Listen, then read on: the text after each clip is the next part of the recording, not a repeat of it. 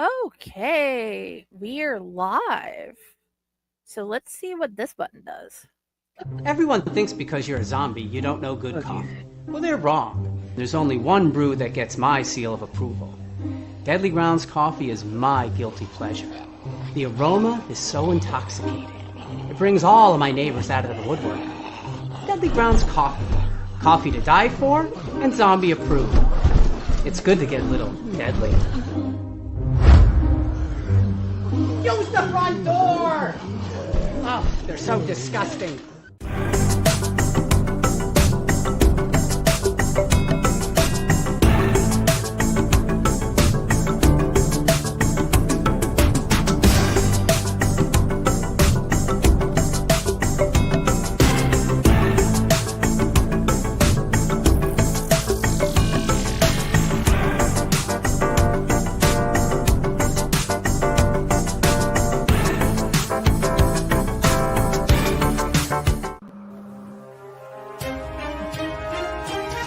The Dorkening and all affiliated shows are not intended for anyone under the age of 18.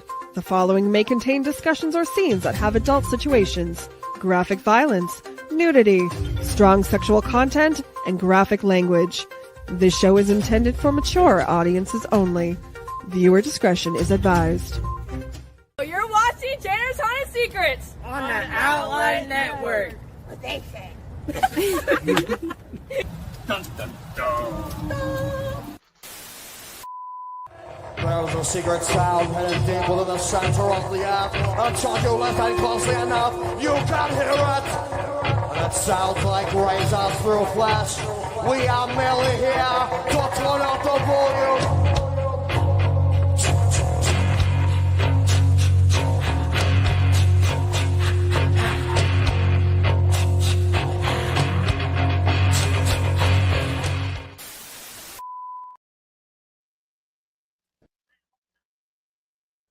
This is Maximus Christian Bryant with the Ohio Haunters Association, president, and you are watching Chainer's Haunted Secrets on the Owl Light Network. Hello, hello, hello, my lovelies, and welcome back to another episode of Chainer's Haunted Secrets. Hi! You have probably noticed our wonderful Pyle is not here because when this episode is airing, he's going to be doing a wonderful thing at a concert. As of right now, he can't make it because we're recording early. But you guys, I'm hoping you guys are having a great beginning of August. We'll know when we get there. But we got with us as my co-host, Raz. Hey, Raz! Howdy.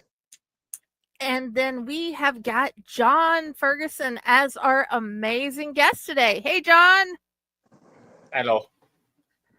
I guess like the biggest question that most people want to know is how did you get into haunting?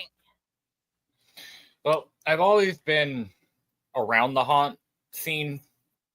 Once I got out of high school, a lot of my friends growing up were in the haunt scene.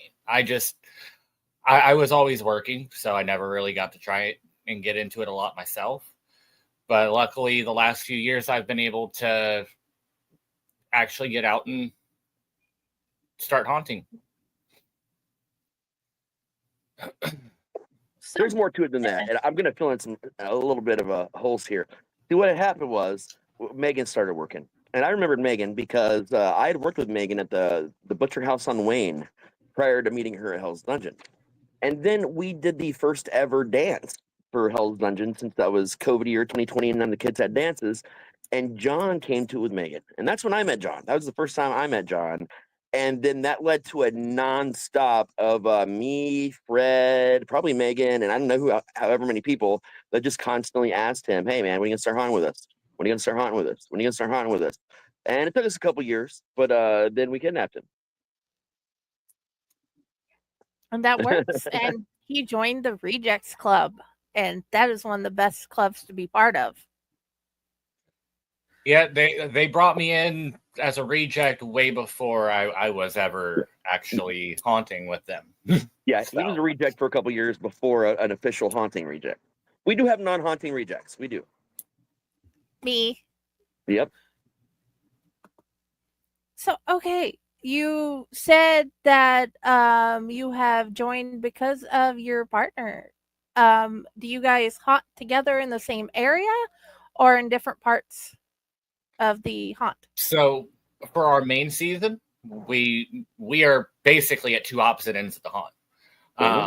But we got a few chances to work together. We would like more, but somebody doesn't like for us to work together because that he just can't find nobody to fill their spot when I'm not there. So yeah. But we do have. I've made some new accommodations though with the special events, and worked some things out. We're getting some more people, so I can let you guys work together more often during our off season. I wish I was able to find some of the photos from our Valentine's event when I pulled my partner out of a giant hat. Yep, that was fun. That was 420. No, that was our 420 Easter. It was event, the coffin and Valentine's Day. Yeah. She kicked me into a coffin for Valentine's Day. I wish we'd have thought and talked to Jordan ahead of time because he has all those pictures. I completely keep forgetting to get them from him for the site. Yeah, I had some of them, but not the ones that really matter. And unfortunately, I don't have his thing to ask him. So yeah, we'll have to get them and put them in the Chainers group later if that would be okay. We always do a special episode about just our haunts, like when it's closer to season, like our whole haunt. So I'm sure when we get close to that, I'll have a lot more pictures from the off season shit. I did make sure to send some pictures from when we do our Christmas event because I completely changed my character up for Christmas because even though I'm very small stature, I have a very powerful and I play Santa. I play one of our Santas. You're the main Santa. Yep. I am Sideshow Santa. Yep. And I'm hoping that this next one I can actually find the bag that I want. Fun fact. Not a lot of people know this, but Sideshow Santa once did a rap battle with Krampus. Yep. There's a whole video out of that somewhere. That was hilarious. That rocks. That would be awesome to see. Oh no, we played it. We played it during the show. Oh yeah, but that dude. 2 years ago. Yeah. Your intro music video for the haunt that keeps coming up on my YouTube as a heavy metal recommendation. They made I don't know how Dragon Force fits with it, but it was that song and nothing but Dragon Force songs after that, and I'm like, YouTube, how does this make sense?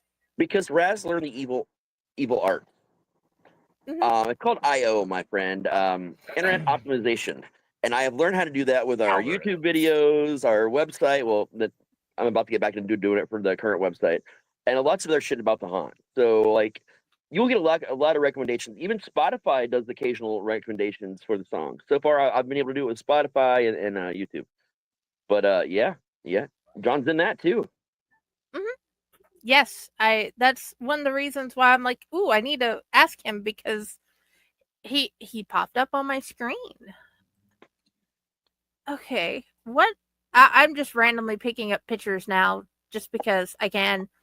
Why did you send me this one? So this is our good friend Michael, named after the late star Michael Jackson, because as you can see, he's doing the iconic pose. That's actually the makeshift cage we have for our in-season rats. Yes. Okay. And that's where they hang out during showtime. Now there's actually some changes going on at the haunt right now. You see kind of a back of a stand of some sort that is gone, and that whole backing is getting closed in, and a drop panel is being added officially before season starts. Oh, brutal. Dude, you guys keep changing random things all the time. This should be a fun year. I should have. You'll have to have me on again after the season starts, because I'll have more photos. I have photos from before I started adding anything to the freak show. From not last season, but the season before, when I first started in there. I have a lot of photos from the beginning to the end of what it used to look like, and I'll be glad to come on and do it and show you guys a before and after. Like, and that's just of one section in our haunted house. Like, we do a lot of changes. Now, from my understanding, Saturday, September the 6th this year is Hell's Dungeon's first ever media night. And I do believe that the Owlite Network is going to try and cover it with a special live walkthrough of the haunt in early season to kind of get feedback from people and to show everybody off. So probably try and broadcast while people are getting makeup, do a couple hour thing. Saturday night special, we'll call it. Well, and with how Okay. we That are, will be awesome. we are with the Owlite Network. Yeah. Okay. And the other question is, are you willing to read a chapter of a book for children on a video? Not tonight. That's something I have to prepare No, for. not tonight. That's in the future. I'm just asking in the future because I'm trying to find haunters. I'd be glad to. I just need to. I'll have to a couple times first because I'm not good with on the fly English like that. I will send you the whole entire book, but it's a chapter book that I'm trying to get haunters to read with me because I've already got 2 to say yes, and also Raz has agreed to do a zombie book for a picture book with me as well.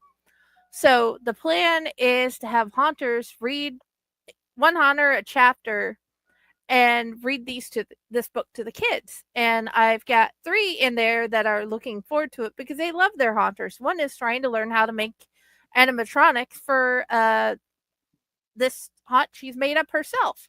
So yeah.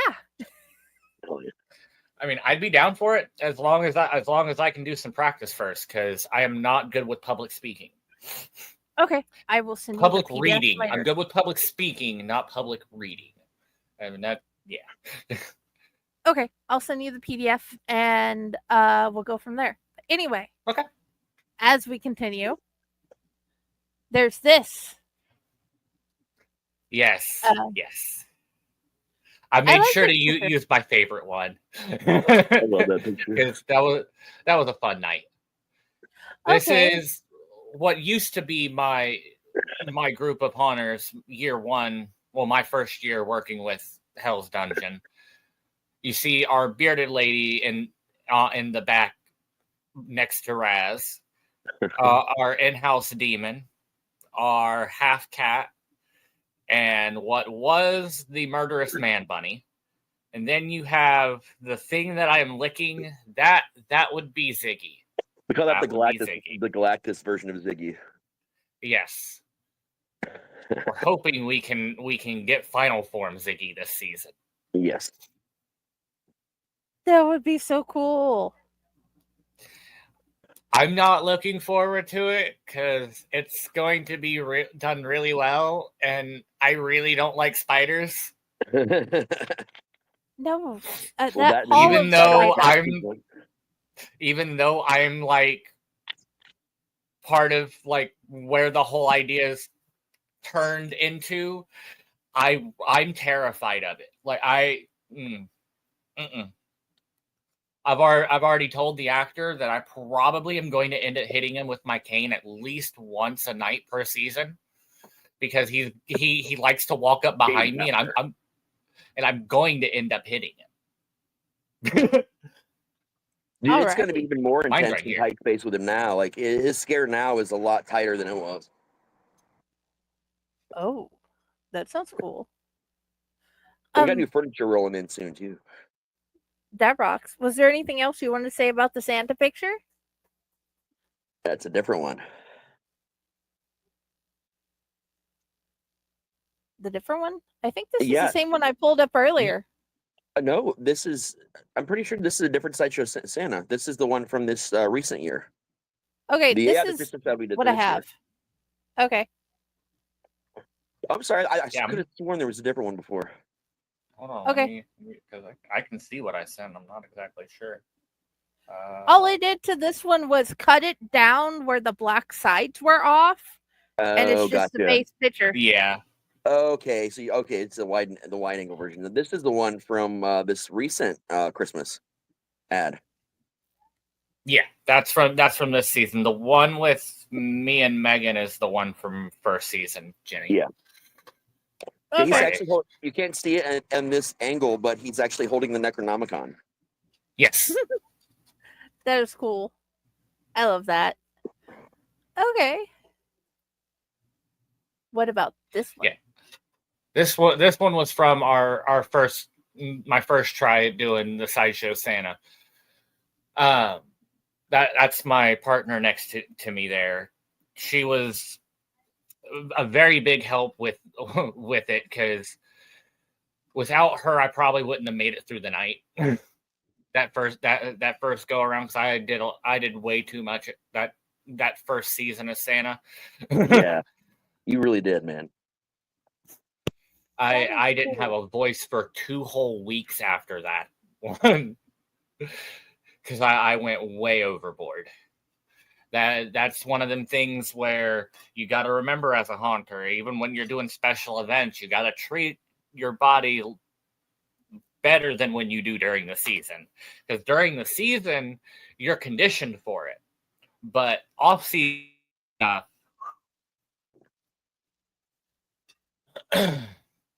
now this next, I didn't send any pictures of the new Santa, because I haven't even fully debuted it yet, because it still needs to go down the chimney a few times. But I do have a better beard coming for this next Christmas event. That's going to be so cool. Yes. This is me experimenting outside of my freak show. They let me out for a night and I went crazy. This was, I think, only like the second or third time I got to actually work with Megan, Raz, wasn't it? Yep. Yeah. We did our chaos event, and for whatever reason, Raz thought it was a good idea to put his 3 main focal points of the haunt during the main season together in one room. Well, luckily, Oh. a short list of other people actually stepped up as focal points that year, which made that possible, my friend. Yes. It was really funny, because I got to work with the actor that played our Rufus for the longest time, and I'm really surprised that we didn't break any walls. You did crack a couple things in there we had to fix afterwards, but nothing too bad. Yeah, but I'm really surprised I didn't go through a wall. Yeah. You guys But have the real ish walls over there. Yeah. He was a big boy, and I'm not, and we use that to our advantage. That is fun. Yes. The Knighting of the Nutcracker. This was this last year. Blah, blah, blah. English is hard. This last Christmas event, when we officially knighted our Nutcracker into being a Nutcracker, because he wasn't knighted. Like, how could you be a Nutcracker when you're not knighted by some kind of polar royalty? Is it true? That is awesome. That is beautiful. And I love this one. This is the one I put as the main picture up front. This is one of my favorites. Yeah. This is one of my favorites. It's been one of my main photos for a while. That one and the other one I sent you with my female rat. This, or is it this one? No, that one, yeah. That girl. That's my other favorite one, because My little girl there, she is so photogenic. She really is. She anytime the camera people come through, she loves them.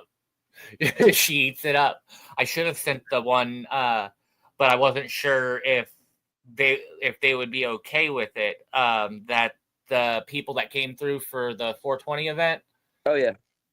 Yeah, I will, because that was another one of my favorite photos with her, because she was right there, right up front in the camera.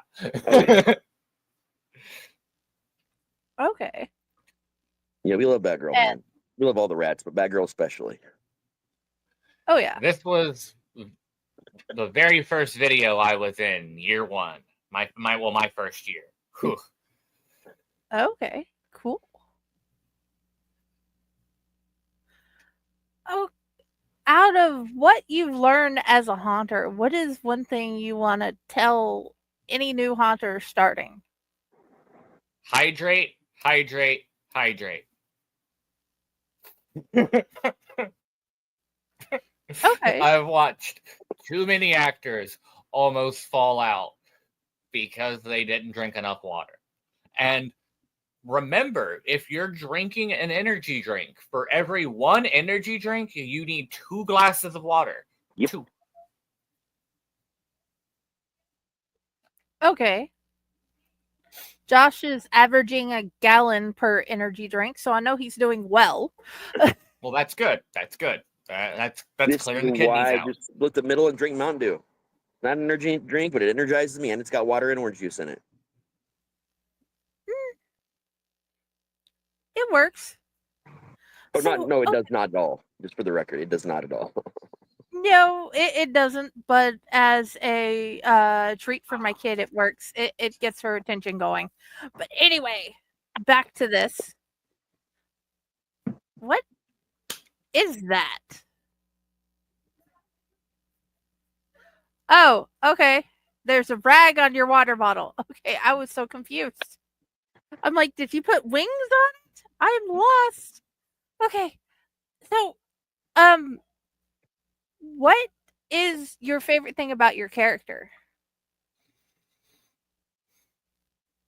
So tell us about your character in general. Yeah, tell us about your character. That would be great. Where to begin? So my character starts off with being a half lizard man. What kind of lizard? I'm still working that part out. But I've been transforming over the last few years into a final product that is going to be beautiful. However, my lore comes from our bayou. Half of me was pulled out of the bayou and put back together by a combination of our animal testing department and our voodoo queen. The animal testing put me back together as the monstrosity that I currently am, and Mambo Marie brought me back to life.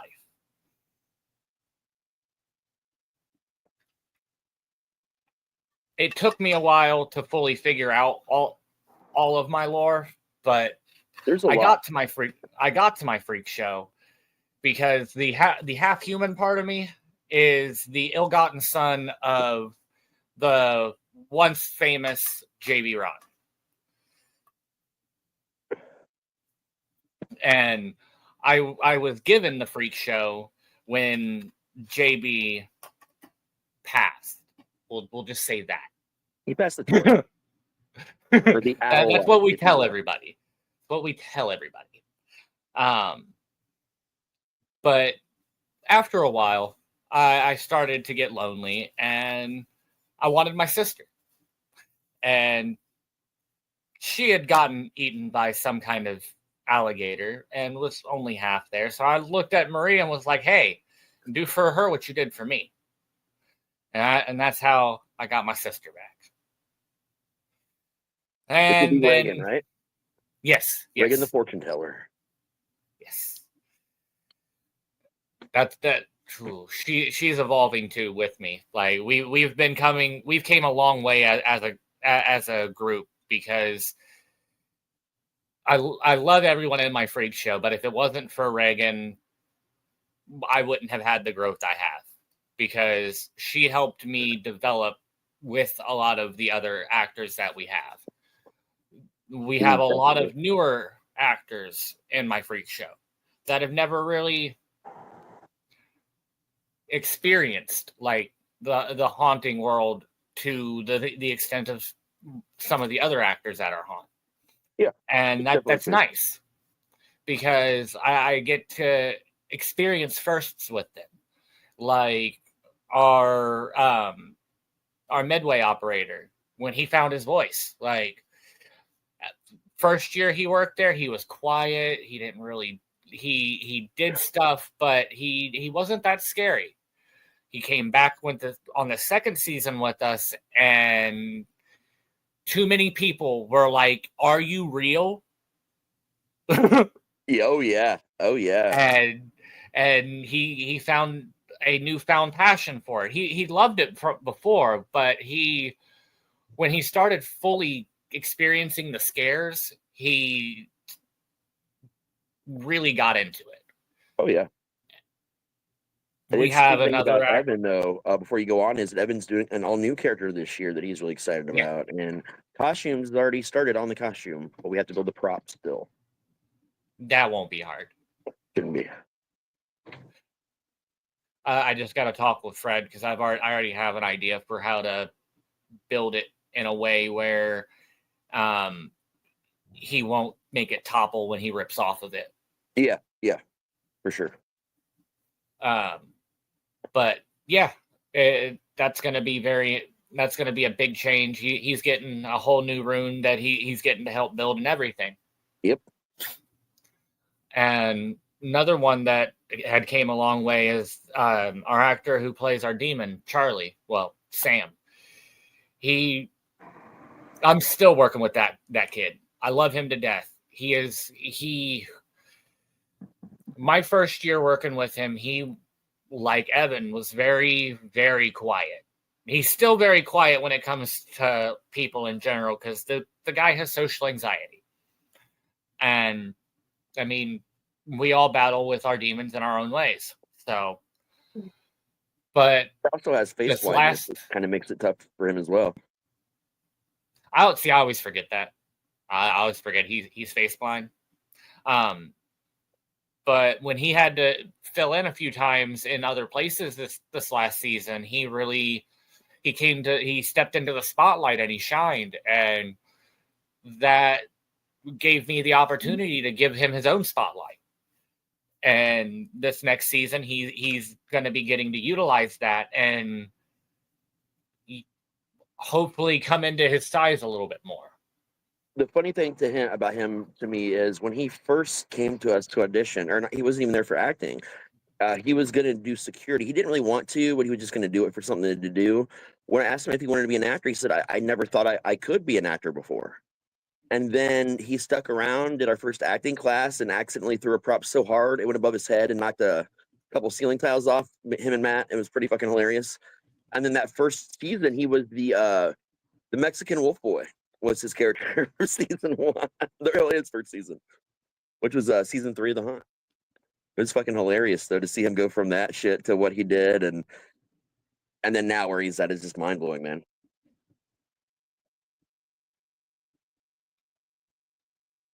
That is really awesome. The lore of the freak show and everybody in it. There's definitely more people. That is one of my favorite things about haunts. The ones who have their thing where they just do scares, and then you have ones that have areas that have lore. And I'm the weirdo that wants to have the book of lore with the haunt.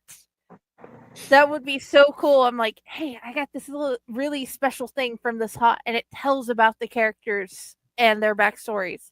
But it's very hard to find that, because I don't think that is a prevalent thought to make. Surprisingly, it is, because Fred has actually finally been listening and asking about a lot of the lore for different areas of the haunt, different characters. and he's been being filled in by a lot of people, and he's been lately talking about wanting to put something together, published, that talks about all the different characters in the sections and the stories and pretty much everything from over the years. Dude, we can set up a recording room and do that. Have them tell their stories and whatever. Oh yeah. And then we can take the script from that and turn it into the book. But anyway, back to the John. John, your character has come so far and you don't know what reptile you're from, what lizard. But how did you decide lizard?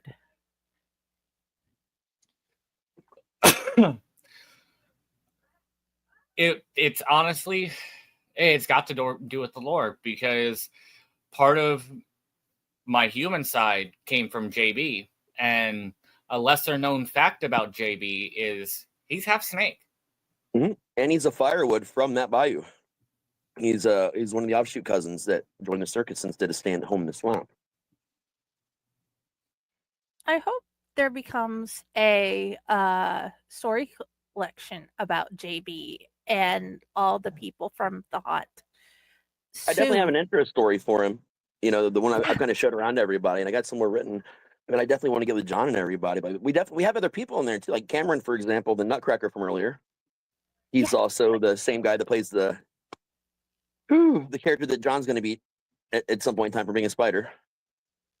He came from a theater background, actually. He did drama in high school and stuff before he came over. So he was already, in my opinion, he was decent at using his space, which got more the more space we gave him. Oh, and that's another lesser known fact about me is I went to an art school growing up, and I was an acting major. I mean, also diagnosed autistic, kind of act all the time anyway. Those things, everything you've learned about him so far and being a shaman, everything, that's why there was only going to ever be one successor to the freak show when I stepped down, man. It was the reason why I was bugging him so intensely for like the last 6 months before that season started to make sure he was joining. Dude, you are an epic person the more I find out about you. And dude, I have 3 autistic kids. Like I can find any reason to say anything against it other than, okay, I need to learn more about this. Somebody tell me how to do better at this mom thing. But we're getting there. We're getting there and I'm learning. But okay, what is like something you want to what? Before we go on, there's still one more member of the freak show. Okay. Not sure he wants to talk about. Our lovely, she was a clown. She was a clown. And we have in the freak show, we have a very big bias against clowns. It's why we hold them. That's why we keep them in the back. Yeah. They too many clowns makes a bit of funny business, you know? But one of them, only one really grabbed my heart. And her name was Pip, played by our lovely actor, Missy. And she inserted herself into my side. She's one of those type of people. Like she didn't really have a lot of friends, but that's because she's weird, and she found somebody whose weirdness she vibed with, and she attached herself to him. And I feel bad because I corrupted her. Me and my partner have made this girl. We definitely, a number of us have played a hand in that, but I'm pretty sure everyone that's had a hand in it has either been Megan, a freak, or Brooke, Matt, and Michelle. Yeah. But we corrupted this girl and made her. She started working with me in one of the off-season events, and she really enjoyed being up with the freak show instead of being back with the clowns. So we sat for a while between me, her, and Raz, and we figured out that she could be a freak. She just had to come up with something, and boy, did she come up with something. And I'm not even 100% sure like what all she is going to be bringing out this next season. But man, she's been talking with Fred about making a escape room for her scene, and like it's gonna be very, very interesting. Yeah, we're not sure what all we're doing, but it's definitely going to get a lot of work done. Yeah. And we have a yet to Okay. be named freak coming this season, a new Midway person with an all new character and vibe. Okay. The question I was going to ask, what is like the one thing you want people to know before they come in to get them ready for the idea of the freak show? What is like your favorite thing or something amazing that makes you proud of it?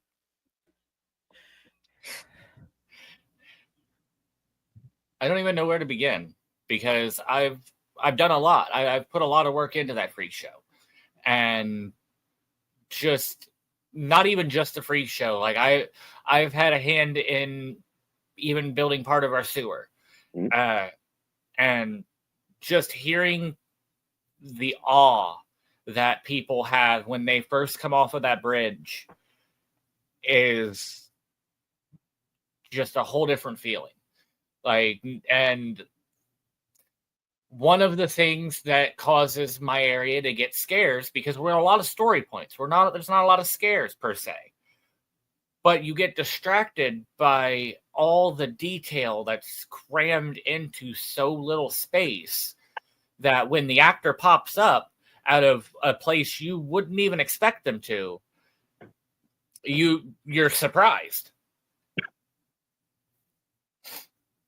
Yeah. We keep adding more to our little museum every year, and the museum keeps getting a little bit bigger every year.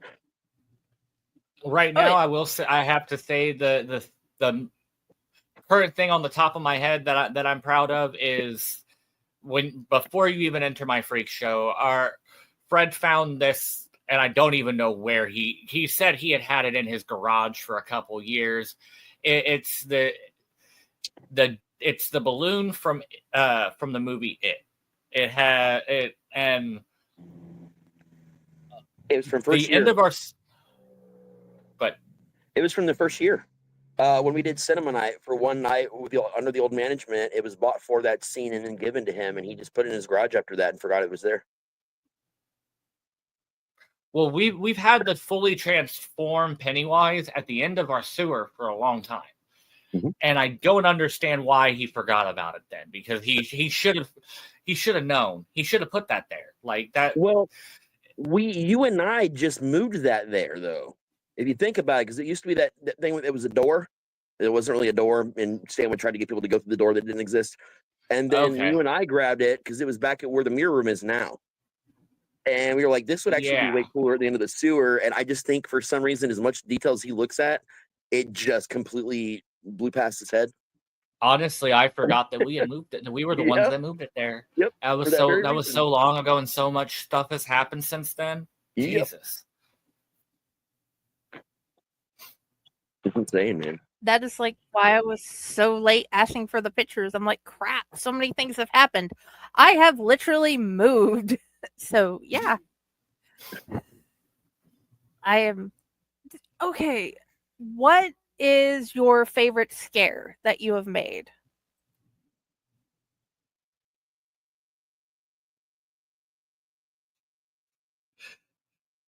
Almost getting hit in the face by our owner. That was a really good one too. Okay, you're gonna have to tell the story. So it was one of the first times that I was working with the girl who's going to be playing our new character, Pandora, Missy.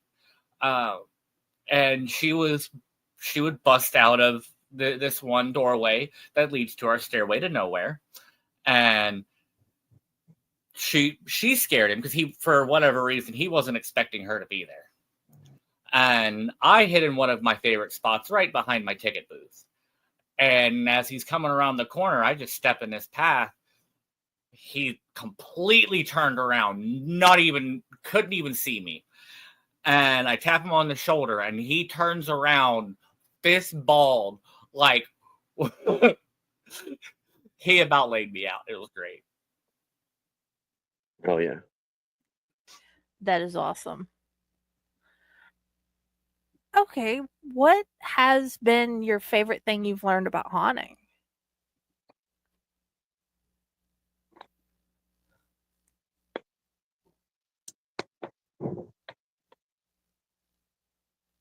Family don't have to be blood. That'd be the best way I can put that. Joining the family of rejects, I felt like a reject growing up. Like Fred's reject theory really struck home to me when I first heard it, and that place became a home. Even when I wasn't an actor, I was always welcomed with open arms, and it was a very weird and off-putting experience at first because I was not used to that.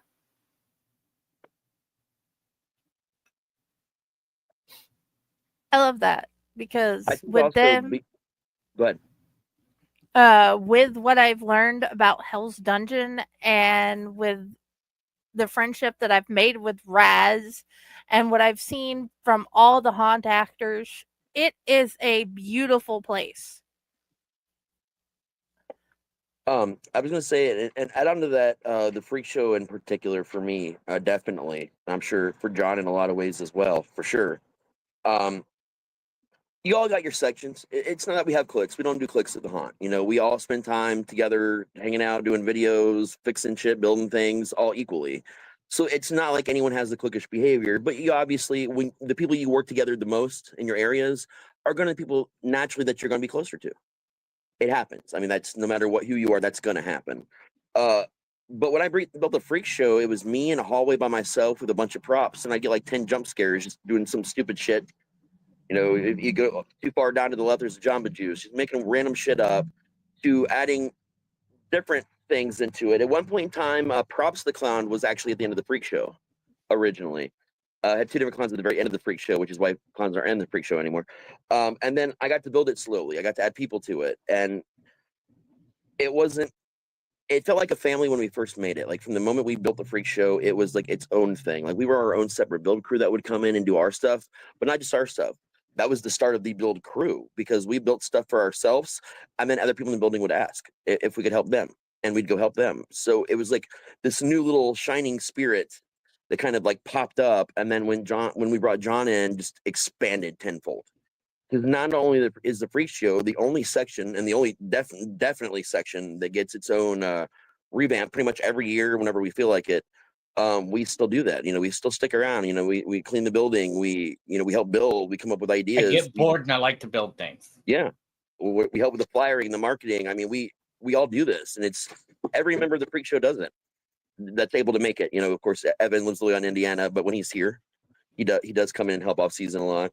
But it became a growing force, and that growing force, I think, really ignited a lot of additional haunt passion and other little mini sections of the haunt, because now we've got other little mini sections like the freak show that are stepping up, taking over certain things, you know, for the haunt, redoing their sequences more often, you know, having more input. Just it was a cool thing to build as this little flame and watch it basically be like the fire that is the core now of Hell's Dungeon, really.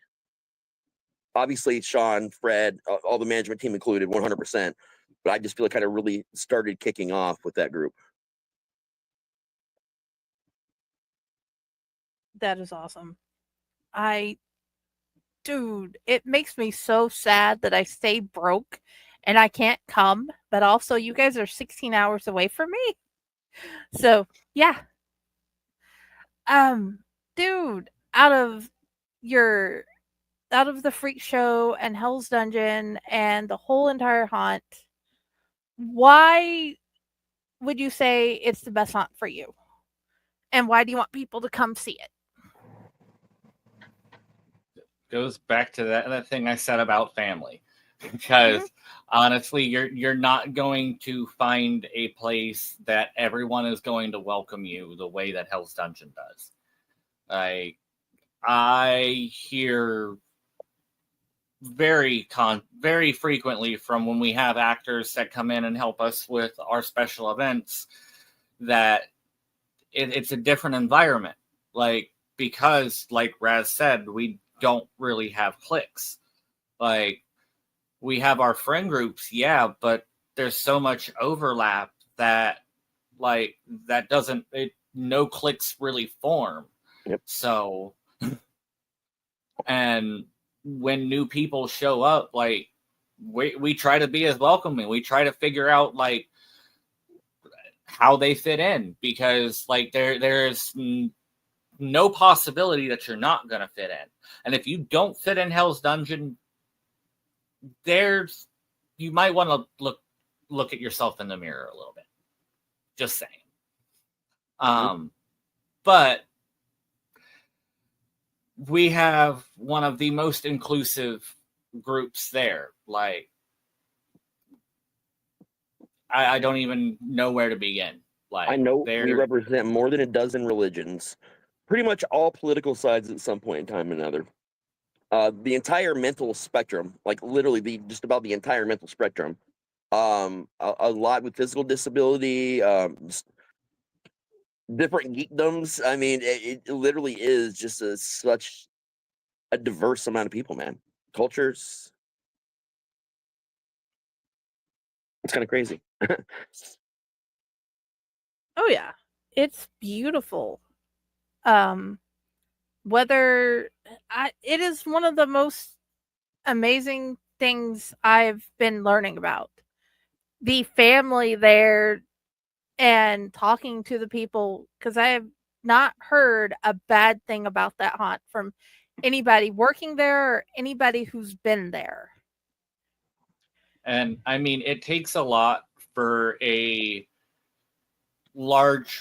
growing organization to want to affiliate with somebody small like us.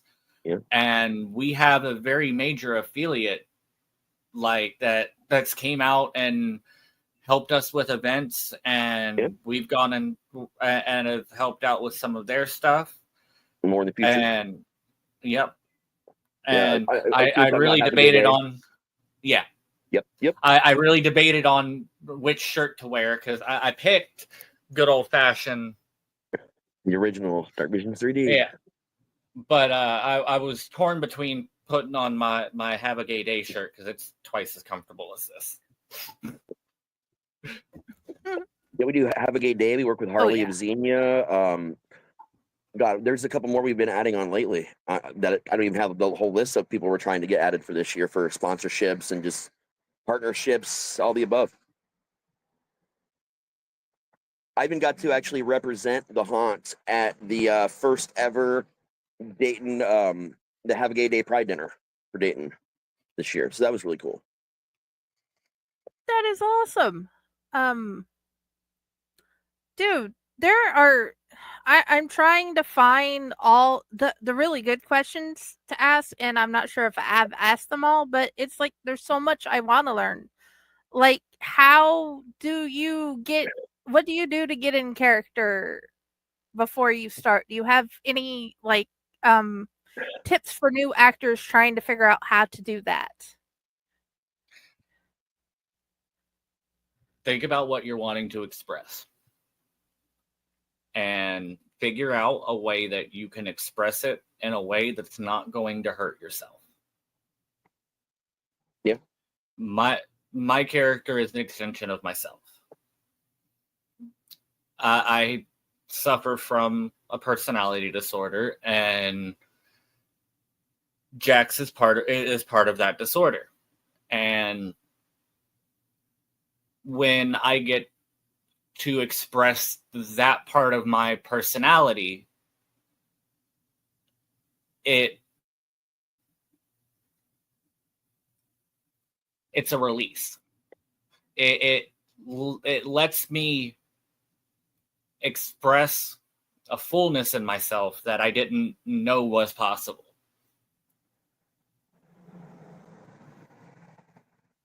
And that's always a really cool question to ask people, how they prepare to get into roles and stuff, because we have a lot of different people at the haunt who do things in entirely different ways, also based on, the decade you started haunting in. There's a lot of old little rituals some of us have.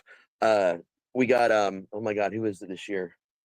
Spray paint on their arms. Bill, that's what he used to. He worked at outside haunts. You'd spray paint your arms. Just put red spray paint or whatever spray paint you can get, just put it on your arms.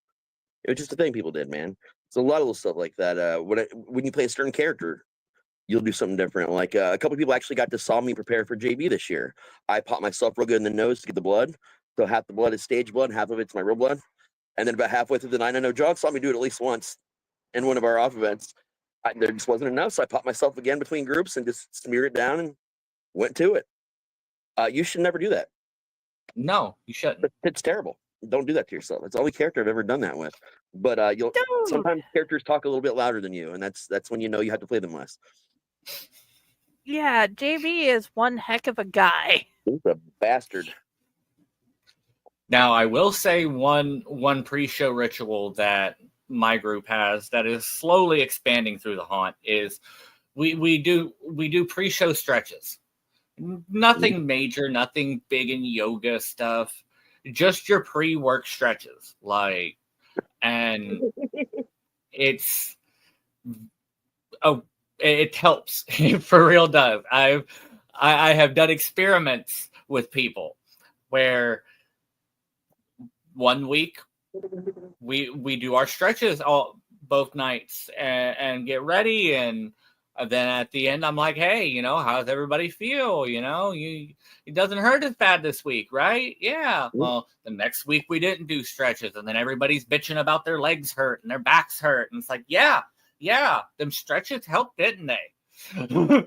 And that somehow led to the cult of the Wendigo, where someone was dressed like the Wendigo and everybody was praying to him, but also doing a bunch of stretches, and that lasted for a little bit until it stopped. This year, though, I kind of want the freak show to run that every night for everybody, just in the break room. Well, we'll open up a spot or somewhere outside, somewhere in the building, where we can do that. Because I think I'd be down to do that. Yeah, that was a really beneficial thing. It's good not just for physical health, but mental health too, man. Mm-hmm. And also, doing it as a group, people are less afraid to do it. Yep. Exactly. Oh, yeah. What has been I've lost how to say the question, sorry. In preparing for your show every night, what has been the greatest way to teach a mindset?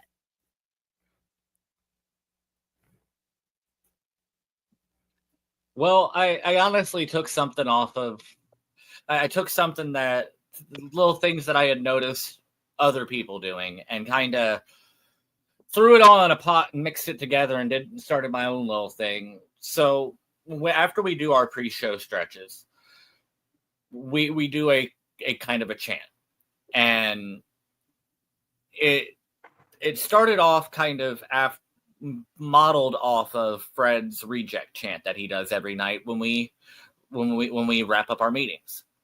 And I didn't notice the kind of effect it was taking on everybody till after a couple weeks of doing it. I got bored of doing it because I got tired of repeating the same thing because I didn't think that it was giving an impact. But then I stopped, and everybody was like, why did you stop? And it really confused me because I didn't think that a group chant like that really mattered. But when you really boil it down and think about it, that's one of the reasons why football do it. Why, well, not just football teams, any sports team really does it. There's a unifying feeling in it, I guess. And that really opened my eyes to how the haunt can affect people.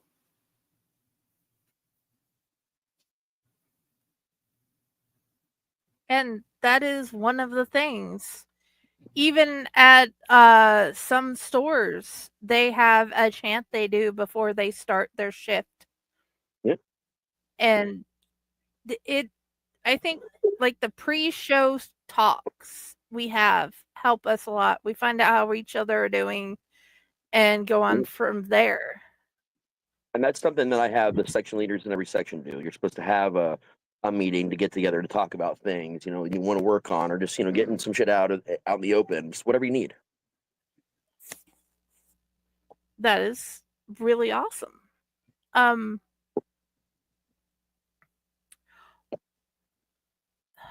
There's so many things. What has been one of the greatest things that you've learned as the leader of your section that you think others should know?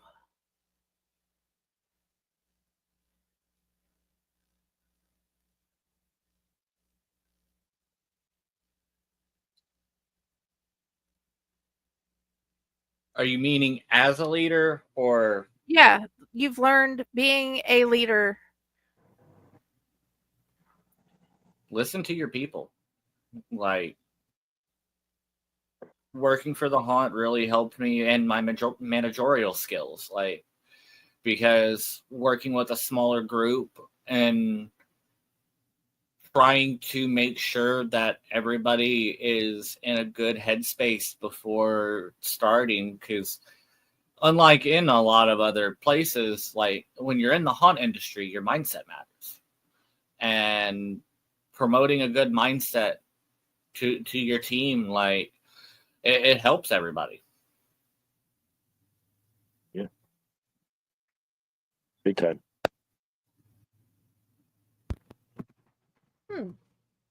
Another thing John does, he probably fights harder, or not fights, but is louder, has a louder voice for his people than other sections do. That's why, things tend not to be forgotten as much in some sections of the haunt. The leaders, the louder voices that brings to the table, that don't just bring it to the table, but they knock on your door with it every day just to remind you, hey, this is going on. Hey, let's do this. I got this handled. I just need you to come look at this. Like, he's on top of it. If he notices these people haven't gotten water yet, he's the first one out there, making sure that the shipment of water gets taken back there. There's so much that he does. Other people do, but just not with the veracity that John does, which is really helpful to management, and it's very helpful to his people. Yeah, I feel bad I haven't been able to bring that veracity lately, but you'll get it back. I will. You got a week and a half, buddy.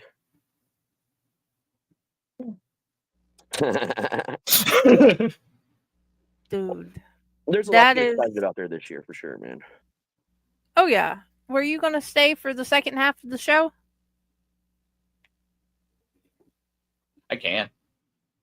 Alrighty. Because we're getting to the point where we're going to play the mid-show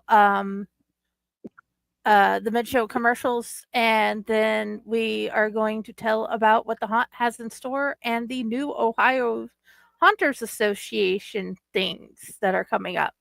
Yeah, I'll stick around. Alrighty. So, okay, we're going to do the mid-show commercials. We are going to roll that beautiful Faye footage and so much more. And we shall be back. Oh, yeah. Where did it go? There we go.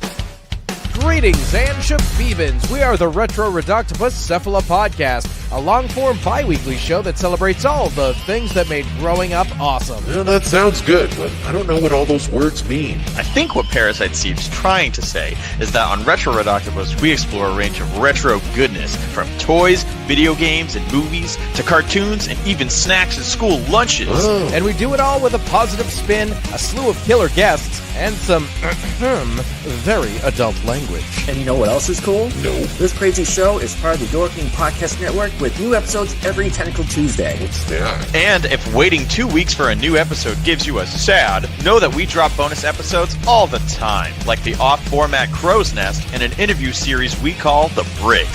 You can listen to Retro Octopus on Apple Podcasts, Spotify, Stitcher, or any app that's cool enough to carry the only show that celebrates all the things that make growing up awesome.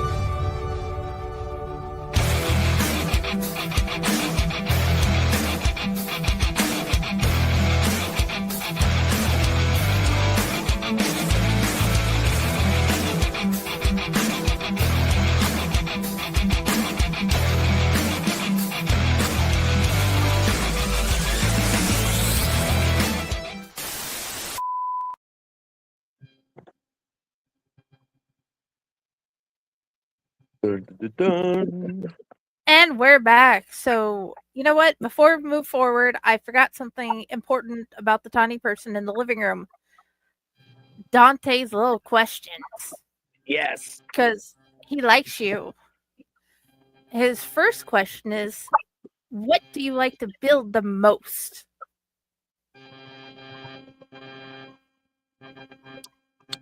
Right now, it's been the steel. It's been trying to figure out the different kind of materials I want to use on my update to the field. Okay. Your audio changed somehow, I think, John.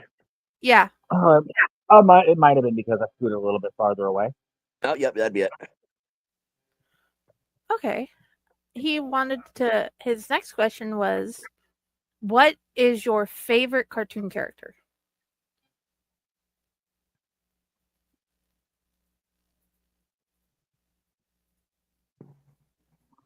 See, you think I would have this one prepared because I got asked this the other night at work. Oh. But Your audio is still off, man. It's not the volume, it sounds very muffled. Hold on. Let me see if it's on my side. Yep, it's in. Hold on one second. There we go. Oh, there you go. That's much better. Yeah. Yeah, the mic on my earbud sucks. So I've been using my internal mic on my Chromebook. Yeah. I still have the sound for everything coming into my ear, so I don't get any interference from outside stuff. What was the question again? What is your favorite cartoon character? Courage the Cowardly Dog. That's always a good answer. What is your favorite video games, and do you like Five Nights at Freddy? I did not get too into Five Nights at Freddy's, and that's just because I've known a lot of people who really, really, really like Five Nights at Freddy's and have been obsessed with it, and that usually makes me not want to get into something. Once the hype behind it probably starts to die down, I'll probably get into it. But my favorite video game is Warframe, by far. Okay. For him, he loves to watch like the movie and the gameplay, but he takes the characters and he mixes them with characters from other shows like Paw Patrol or whatever, and makes up his own little stories. So Freddy helps Chase or Sky do things, you know? So he's not as strict as to the storyline. You just have to know who Freddy is and Foxy and all of them and join in on a made-up story. So, okay. The next one was, what is your favorite candy?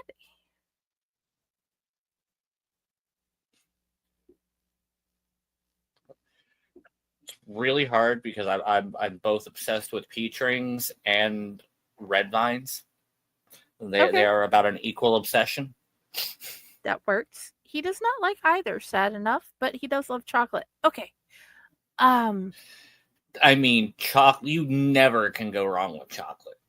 Chocolate is always that's a staple. That's a staple candy.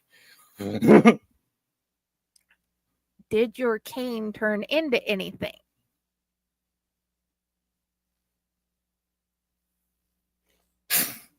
It evolved itself magically. So canes turn into swords and things. So he's like, does it turn into a sword or something? And I'm like, I don't know. I'll Okay, ask. listen, there's a whole long ass story about this. It does. It does now. This one does. Well, what happened was I actually had a fucking cane from the 1920s World Fair, and that's the one that I use constantly throughout JB. I could this motherfucker, and he finally breaks it. He broke the cane. He has pieces of it. He broke it. And I was on vacation in Florida earlier this year, and found him his own very brand new cane. Yeah. Well, so the new cane, my new cane, okay, it does transform. It does transform. But as of right now, this is what it transforms into. Because they didn't put very good glue to mount the blade. Yeah. And I gave it one good hard tap downward, and I heard it go cling, and I'm like, oh, well, that sucks. And at first I thought I genuinely broke it. And then I actually looked at it and was like, oh, it's just not very, very well made. Which, I mean, he didn't pay that much for it. So no, I didn't. And it's gonna be like a $5 fix anyway. And honestly, not having a blade on is probably preferable. Yeah.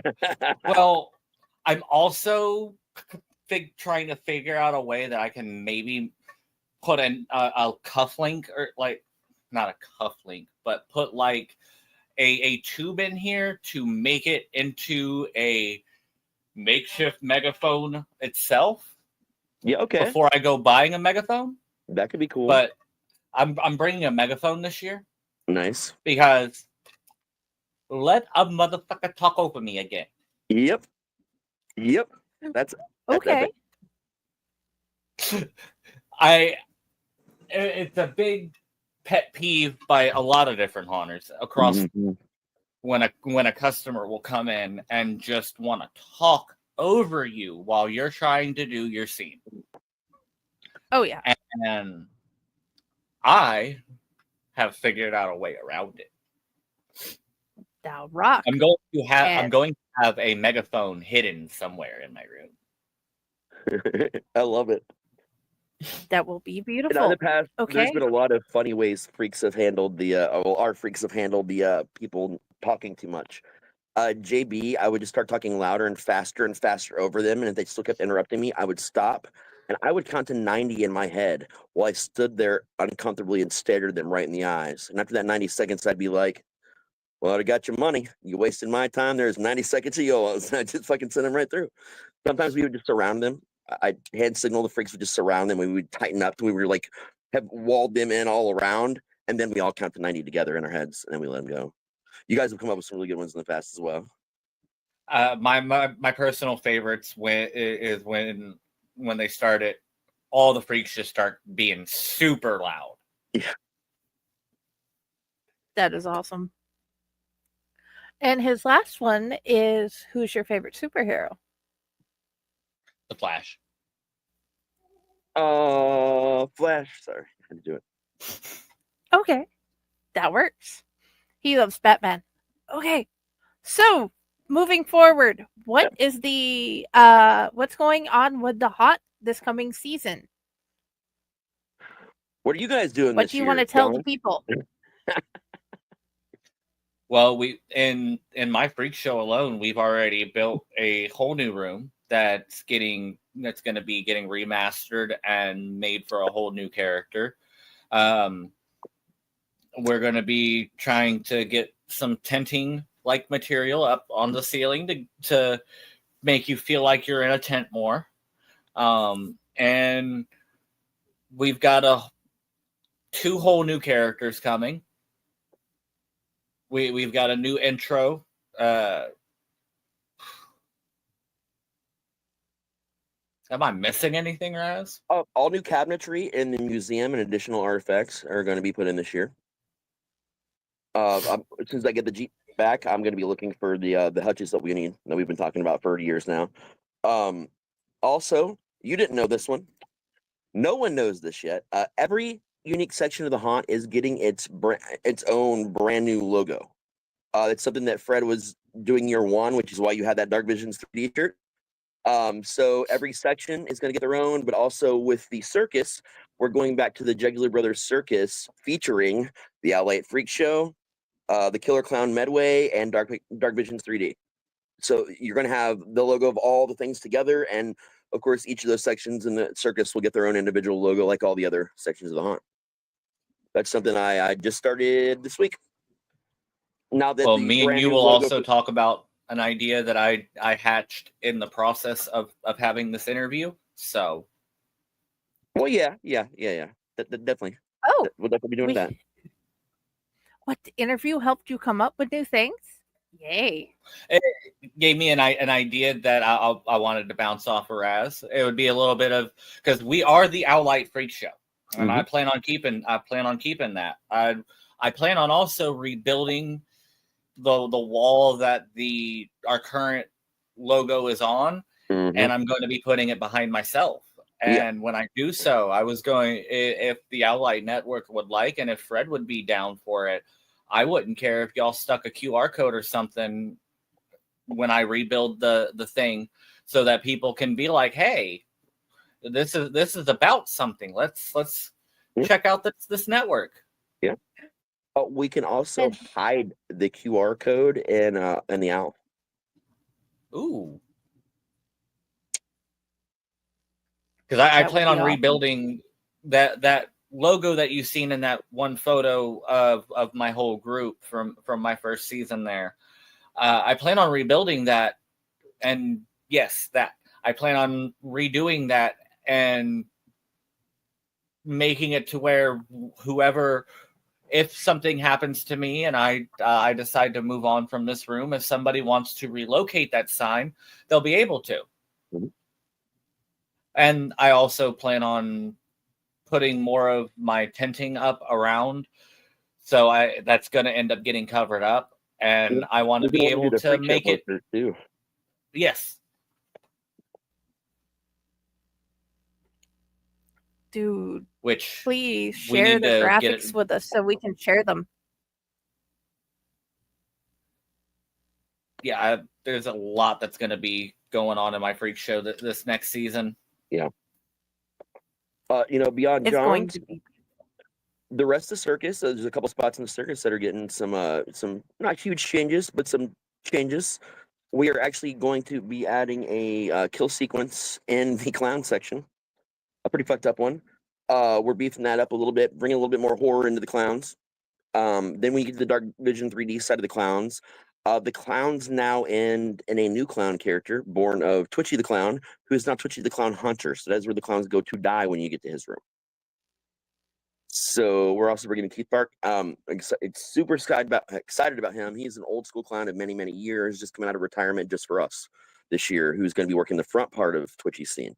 So we're super excited about that, man. And then we've redone the finale so many times. We're still adding that to that even now.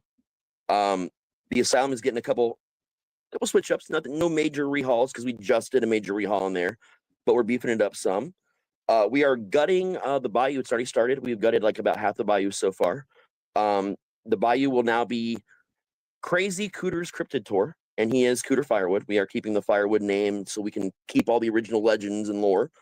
Our buddy Ron, actually, here at the network is going to be playing Crazy Cooter, previously known for Nurse Inya for many years at our Haunt and others. But he's going to be Crazy Cooter. He's going to have his family of cryptids and mutated firewoods helping out. You're going to walk across Mothman Bridge, meet the Rougarou. There's going to be a simulated boat ride with a shark attack. There's so much going into this tour. And the house portion of what used to be the bayou is now the bed and breakfast, because every tour stop should have some kind of bed and breakfast. So we've been working ideas for that as well. We got the furniture already in place. We have to extend some things along with an all-new spider attack sequence. For Main Street, we just built in the off-season for our events. Props' Party Palace. We moved Props, the animatronic clown, and a bunch of other animatronics into their own pizza arcade. So that's been really cool. We have right now we're calling it Abandoned Spirit Halloween Store, and it's funny, but there's some really good jump scares in there. That's another big thing, and our Undead Nightmare will be permanent. We are reskinning Main Street to exit 666. You'll be guided through by a specialized guide, one of 3, slightly different story each time you come, depending on which guide you get, who will then hand you guns, gel blasters, to be specific, not guns. And then you will be allowed to shoot the zombies and the props as you go through Main Street as a permanent part of our attraction. So it's a lot of changes, man. That has nothing. I'm not gonna tell you all the details of what we're doing with those things. There's so fucking many more of them. But yeah, also we've had more people from other haunts, and with a lot of haunt experience apply this year than any other year in haunt history. That is a huge boon right now. We're getting some decent names. We're very excited about it to add, with our people, so we can all learn from each other. We're extending our learning. We're actually going to start our acting events during the normal part of the season in August, but we're extending through September. So that way, like once a week, every other week, for 2 hours, we'll meet up at the dungeon and kind of go over how things went. I'm thinking what I'll do is I'll probably set up the footage from the weekend before that I take to the haunt, and have it up on the screen for everybody to look at and just sit down and talk about and see how we can do better. There's a lot more learning shit going on. We're about to start makeup classes, actual real makeup classes for the first time ever at the haunt. Pretty much every area we have is expanding in some way. We did the outdoor queue for the 13th weekend recently in June, and on nice nights, we are going to continue to do things that way with the outdoor party. So we're excited about that. We're bringing back the comedy show soon with Dick Dickerson. We are in the process of scheduling a paranormal tour of the building where a company is actually going to come in and host this for us. That's just a meeting away from being finalized right now. Yeah, there's more I'm forgetting. There's loads more. Our opening night alone, Creepy Crawlers, that one hell of a band, is going to come and play. We've got a wrestling event that night. We got the Dayton Ghostbusters coming out. We have so many things coming out to that. And then the next weekend after that is a big party with Harley in our parking lot. So there's a lot to look forward to, man. A lot to look at this year, more than we've ever done before. And we're doing our first ever media night the Saturday before we've been open, to invite anyone from the news or media or content creators to come in and tour the place and give us their honest feedback before we're officially open for the season.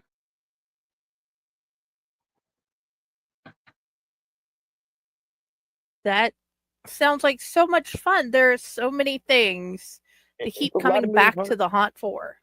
It is. I mean, we also started doing season passes this year, so now you can actually buy a season pass. It's the same as if you paid about 2.5 times to go through, and you get to go through as many times as you want, as many nights as you want that were open during regular season, with discounts on special events and things like that, and merch discounts as well. So we're pumping it up a little bit. We're doing what we can to get people interested, and also to save people more money this year. Surprisingly, we do get a decent amount of repeat guests. It was more than enough for us to come up with a season pass idea. That is awesome. What is we have another event we need to tell about coming up. Yeah, we do. And you said Owlite's going to be a part of it? From my understanding, Owlite has a booth here and is we may be doing a lot of the media coverage. That is awesome. But hold the phone, because Hell's Dungeon is also now going to be having most likely a table there as well, and I will also be selling my books there.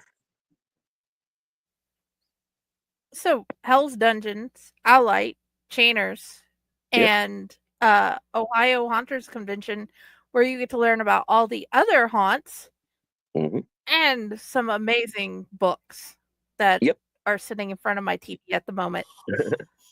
No, we're really excited about this, man. As a member of the OHA, I mean, it's something that I've been wanting them to bring back. I haven't been out to Midwest Haunters Convention, or the other Trans World even, because they're so far away, man.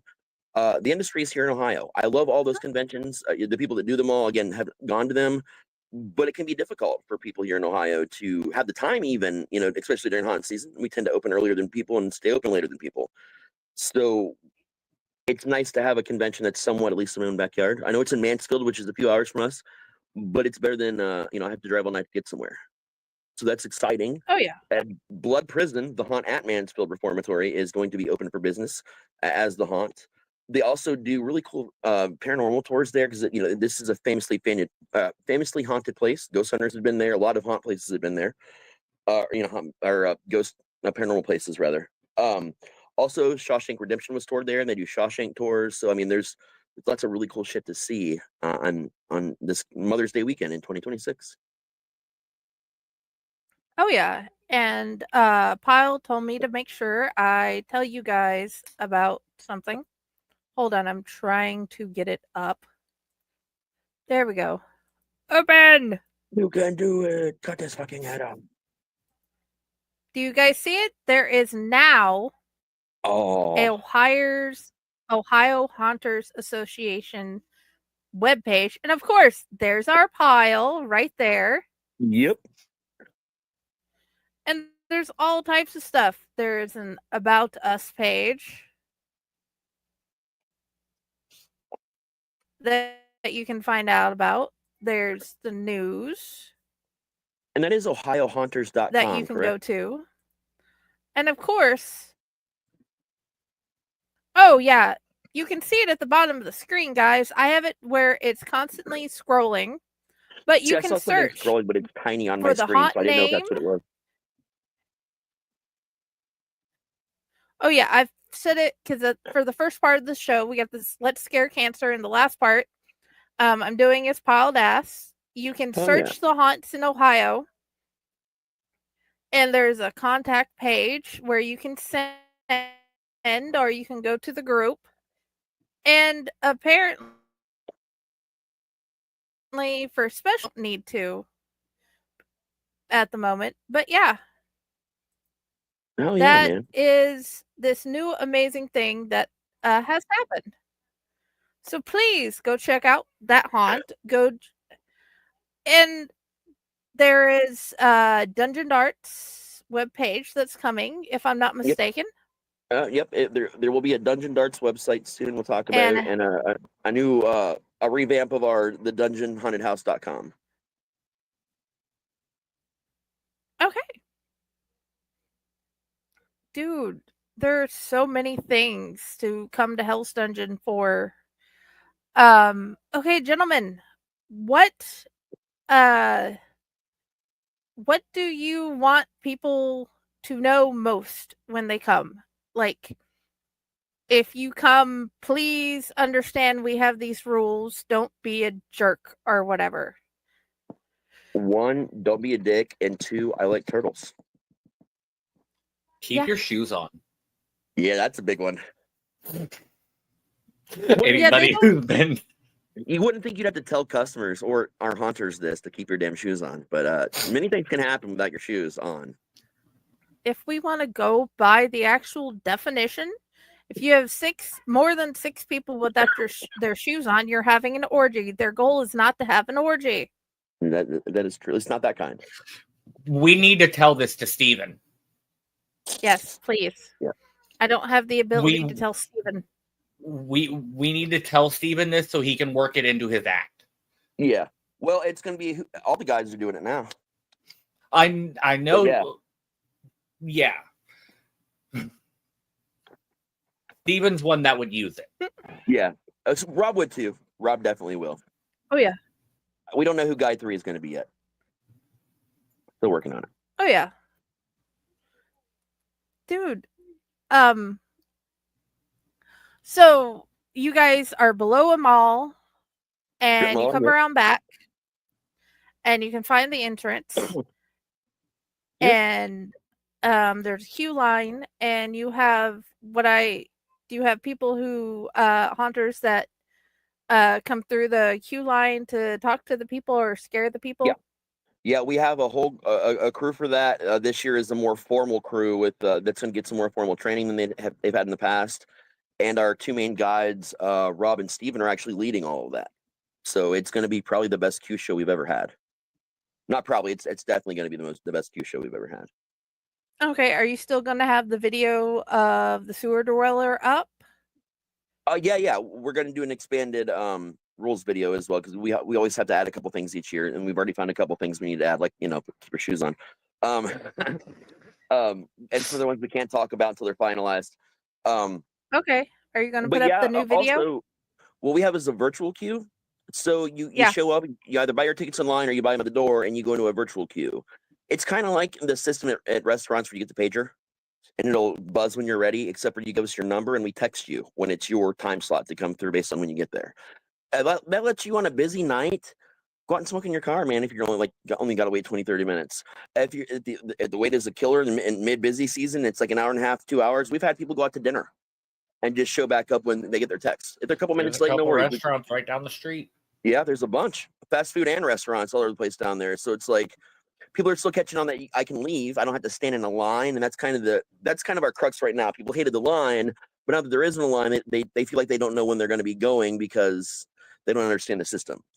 People are catching on to it, but it's also our job to start building more things to entertain them, like a little movie theater, shooting gallery. We're working on some more things they can do while they're waiting if they choose not to leave the building. And of course, we do sell like snacks and drinks and stuff. We're going to be working on that a little bit more this year. Okay, and the little store thing, the souvenir store, is it still at the end of the haunt? Yep. Okay. You go to our little souvenir store and then into the vendor room. Now, of course, with us doing the outline queue, we actually bring our merchandise outside, so you see it as you're coming in, and you get to also see everybody else's booths while you're waiting.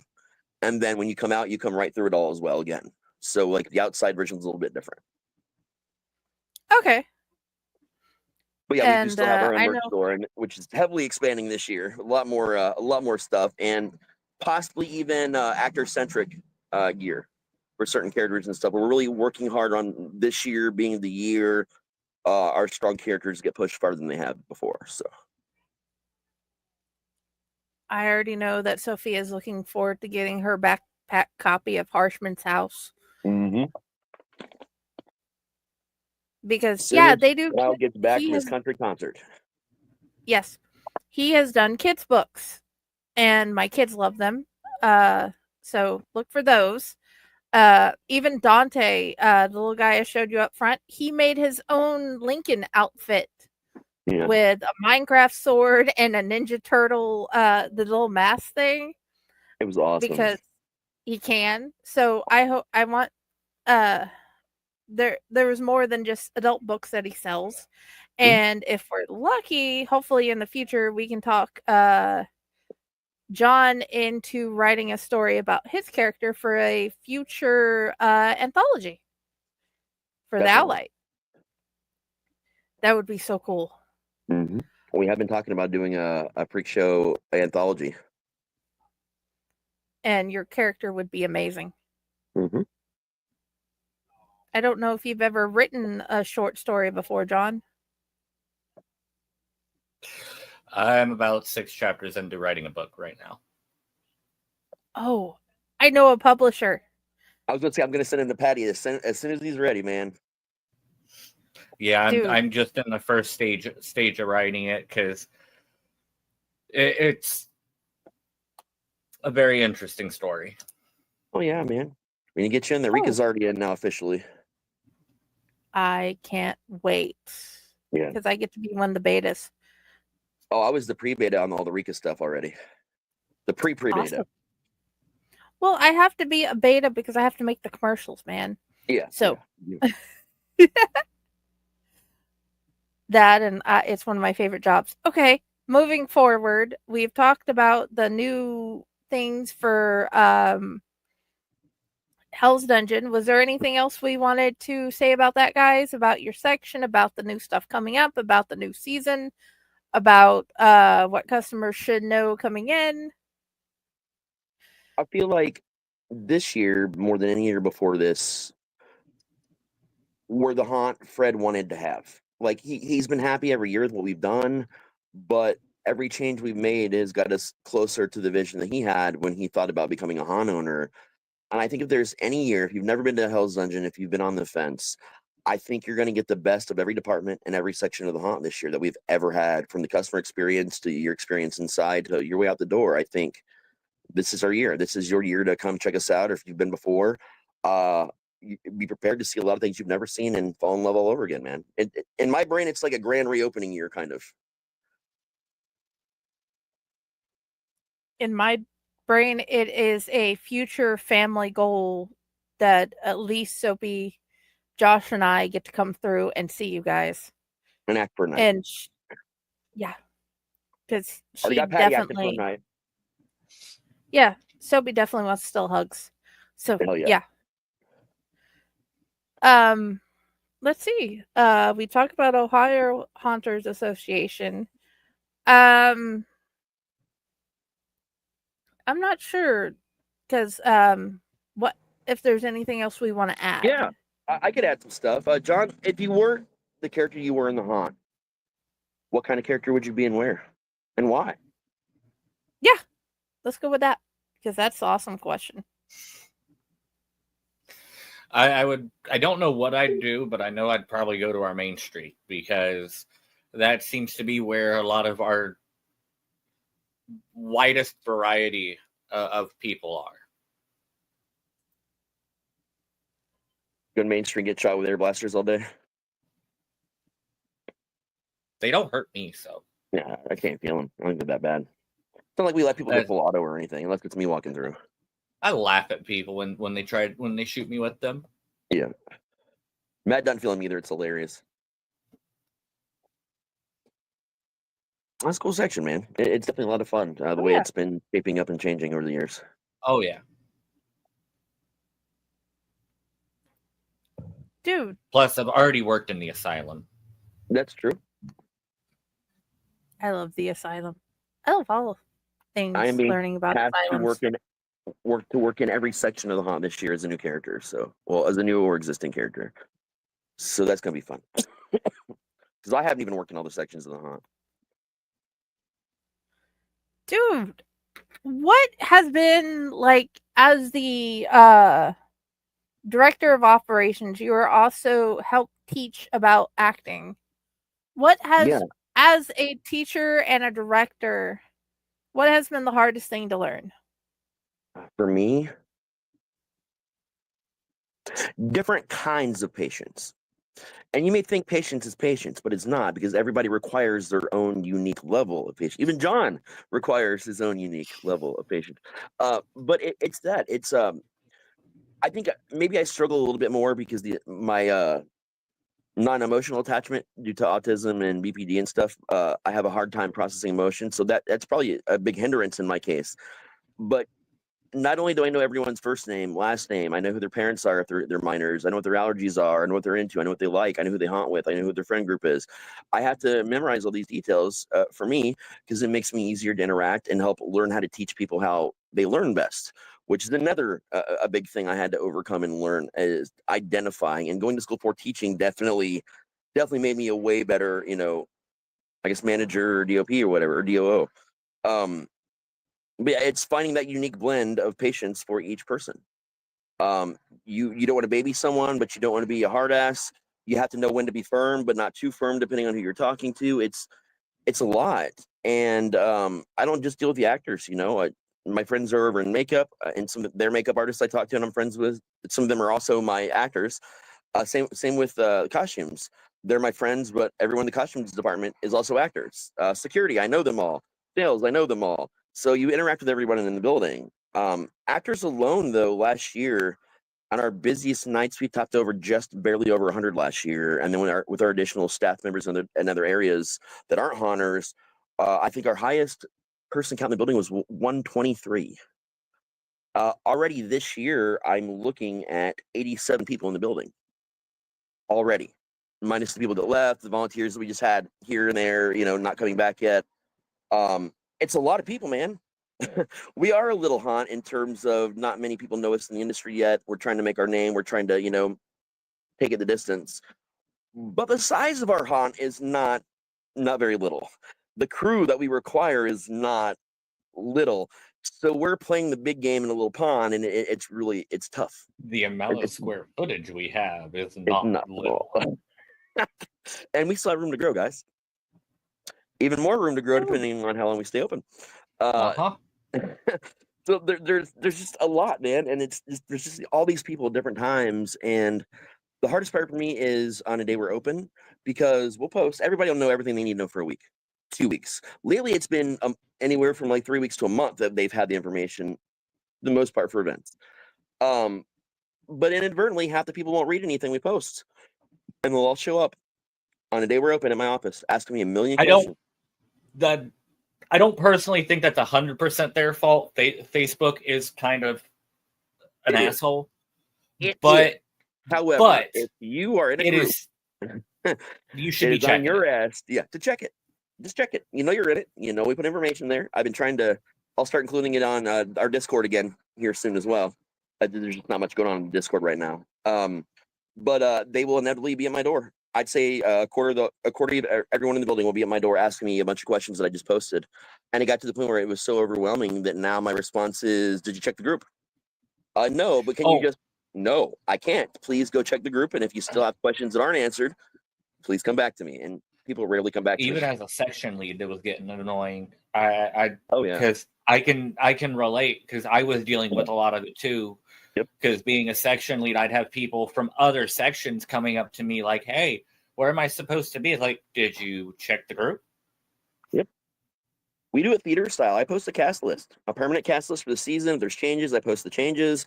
I post the special event cast lists. I mean, a lot of work goes into what we do and how we organize stuff. But inevitably, people are just going to want the shortcut. And if too many people want the shortcut, it's not a shortcut anymore. So we had to take away the shortcut and just tell people, go read. Yeah. Because the main thing I've had was, I don't understand this. Neither does Dell. You are going to have to tell us, because you know more about that site than we do, or something like that. Yeah. Yeah, I mean, and that's different though. You're talking like there's a couple of us, and there's a much smaller group of us with Ally. We're talking that 100 plus sometimes of people, and that's when if people aren't looking at shit. And trust me, like anytime I'm gonna post something, Fred tells me, post it to where everyone can understand it. Like, slow down the vocabulary, just post it where everybody's gonna be able to understand what you're talking about, easily. So I write my version of a post, and then I go back and I look at it, and I run it through an editor, and I make it just more accessible, which I do with my own writing as well. So it's not hard to do it for this as well. But that's what I do, and to make sure that there's no questions. Now, don't get me wrong. Occasionally there is a good question, which will lead me to make another post or an edit. Rarely, but occasionally there is, and I like that. I always tell people, don't feel stupid about asking me questions unless I've already answered them. Yeah, there is no stupid questions unless you have totally disregarded the previous information that was given to you. Yeah. So, dude, it's tough though, but I love it. I enjoy it. I enjoy being that thing that has the skills to put all that together, and I get to watch people then go do it. And that's my favorite part of every night. It's hiding in the walls and the security cutouts where people don't know I am, and just watching them act and do the show and watching the customer reactions. That shit is gold, man. No matter what kind of mood I'm in, if I just spend some time in there doing that, instantly changes it. Dude, I have one of the things you have told me, compared to the stuff that Sophia, except for one thing, because she could write about her favorite book, which you already know what chapter book is her favorite, because I don't know why, but it's like, hey, it's about me. It is now the best book ever written. But yeah, it is the whole using what they like, what they know about, having them write about that, and then they learn better. I've gotten better explanations. I've gotten better full sentences. That has been really helpful in helping them learn how to write paragraphs. Oh yeah. And get better at the aspect of doing things. Yeah. I think we have a creative group though. You know, we've been doing our TikToks are actually starting to take off. TikTok game is as strong as it's ever been, and we're posting a lot more frequently. We're getting a lot more views on things. We're going to be back in production of our YouTube videos. YouTube Shorts are going to come out here soon, based on also the TikToks. And you know, I've already got enough. I got 3 more classes filmed and ready to put together for actors. So that's is going to be awesome. There's definitely a lot there, and of course we'll make those public on our Hell's Dungeon YouTube page, where we put all our acting classes and ads and everything up. Oh yeah. But definitely a lot more content. You know, people are coming up with a lot of really cool ideas. One of the things now is doing TikToks for every character. Everybody wants to come and show their character in their scene, do a little bit about your character, you know, just to kind of give people a taste of what they might see when they're in there, which is also going pretty well so far, the few that have been done. Because that will rock. Because the other channel before that whole thing happened, I think I saw more of the clowns, and you know I love the clowns. The clowns make me happy, very happy. But since there's more of the other people, that is awesome, because there's so many great characters at your haunt. I think we should actually put together like a freak show exercise video. I think that'd be hilarious. The freaks leading stretches with music in the background and everything too. That would be fucking funny, dude. And if it's like actual exercises that we can do, we can even get the kids to join my thought in. is actual like stretches and exercises they do to get ready to haunt, but in character, and have names for their exercises based on like freak show things. And I'm betting the kids would love to try that. That would be so much fun. I think it'd be hilarious. But I mean, a good learning tool for people and a good exercise routine for people, but like short videos that would just be also really funny. Oh yeah, that'd be fun. Please people do like to that. be entertained while they learn, and that's the big thing. If you're not entertained while you're also learning, you're less likely to give a shit about the information. Dude, seriously, I remember a critical thinking class, and we had to do, you know, the scene where in the Holy Grail movie about the witch and the duck. One of my favorites, yes. Literally had to. Dude, I had to write a 5-page report about why that was nonsensical. That was interesting. I heard brilliant.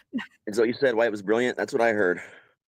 No, yeah, it was brilliant, but why that type of thinking does not work. The movie was awesome. We watched that scene and then watched the whole movie, and then I wrote the report. So after watching the scene in class, I'm like, we gotta watch this whole movie just for class. And Josh is like, huh? No, seriously, I have to do a class about this movie. That is fucking epic. And I showed him, and he's like, that is hilarious. Dude, that should be seriously. A movie at some point.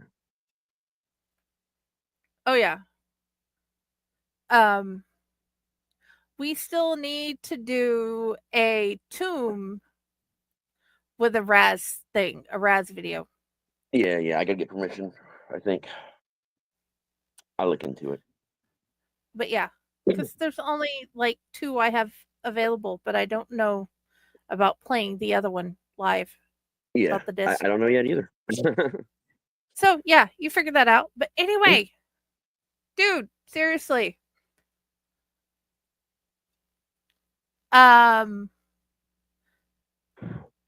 Normally, there's like different haunts and stuff that I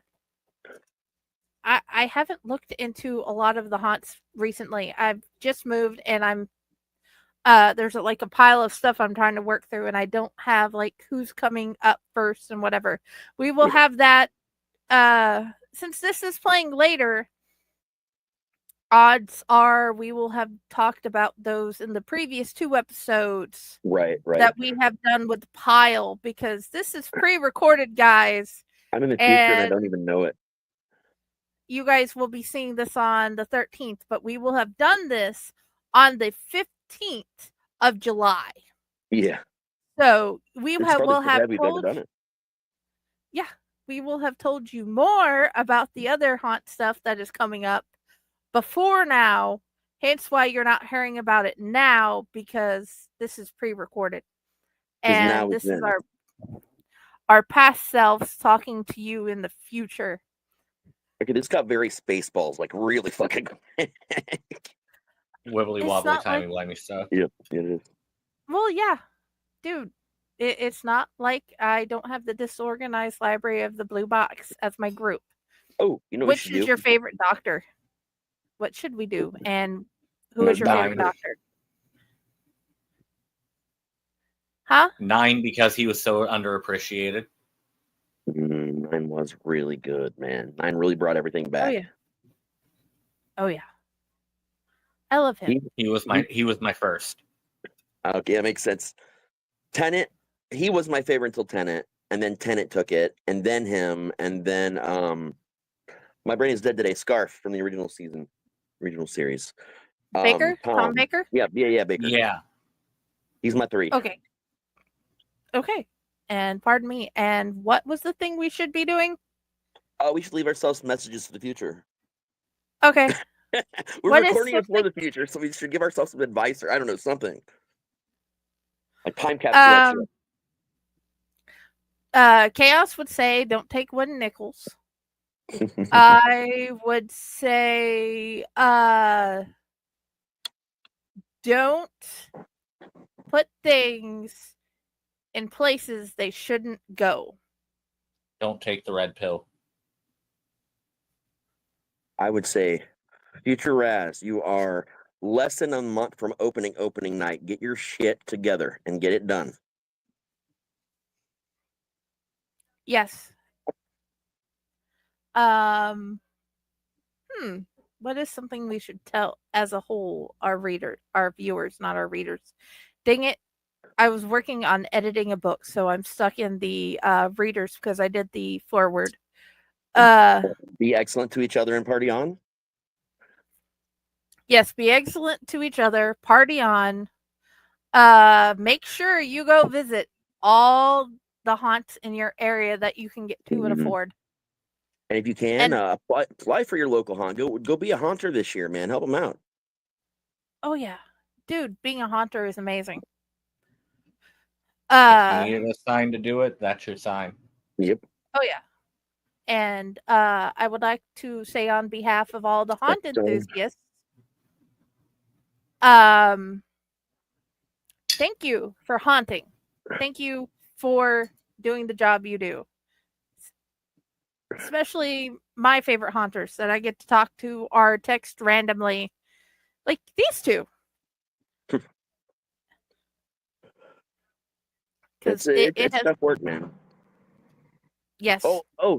Let's discuss some things you shouldn't do as customers this haunt season. Besides not being a dick, which should cover everything, but you'd surprise how it doesn't. Don't sneak a bunch of tiny alcohol bottles into your clothing to drink as you wander through the haunt and drop your bottles everywhere. It's funny to a point until we have to clean it up and then clean you up. So maybe don't do that. Don't get plastered before. Get plastered after. Preferably. If you're sober, you can get more out of the haunt. Because they worked very hard on these characters to show you a great time. And don't forget to thank your haunters. And it's really, I am fully desensitized. I am so desensitized after seeing like 4 people die in front of me that I enjoy the haunts. I truly do. I don't get scared, but I smile at them really creepily and say thank you and move on to the next haunter. Yeah. Let's see. That gets them the look on their faces. Also, this is for both haunters and customers. If you're a haunter at another haunt, coming in as a customer, act like a customer. Yeah. Mm-hmm. Just because you're from another haunt doesn't mean that you get to touch stuff. Doesn't mean you get to be loud and obnoxious. And if you know the haunter, if you know any of the haunters that you're going in, because that's the reason why you came, don't say their real name. Yeah. There is no reason you should say their real name unless it is a literal medical emergency. Then you can say, please call 911 if you are in their section. But other than that, don't say their name. Don't say that you're here because of them. And if you don't have instructions from management specifically, don't try to get them to break character. This goes to normal customers too. We don't care. You're here for us to entertain you, not the other way around. Yeah.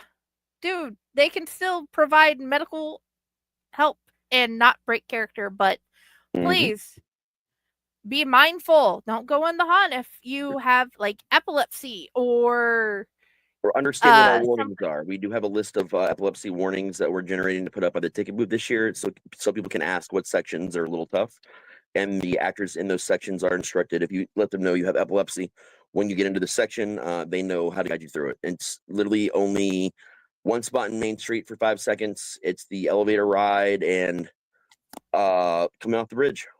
Those are the only light sensitive spots we have, and they're extremely minor. Well, all of them are minor except for the elevator, but you can literally close your eyes to the elevator. It's not a problem. Yeah. So beware of your situation. And remember, as much as you would enjoy it, don't hurt yourself.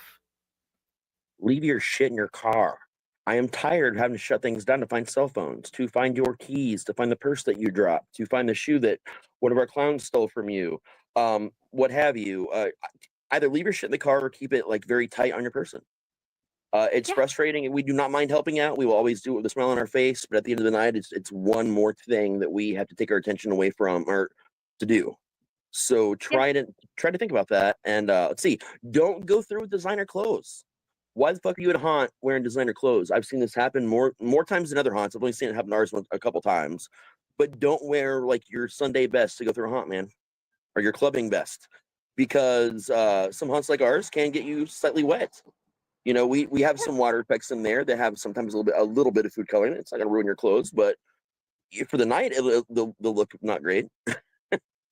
Oh yeah, so just be respectful of that, of yourself. Because the jail and Ritter was an amazing date night. Make sure with your date beforehand what type of person they are when they go through the haunt. Are they one of the ones that get scared easily? Make sure you can be the type of partner you need to be if you go there as a date. Yeah. One person is usually going to do better in the front. One person's going to be doing better in the back. Or you got the times where you can be with other people and you get stuck in the middle. They have very different things that will happen to you in all haunts, and you have to know what you can handle.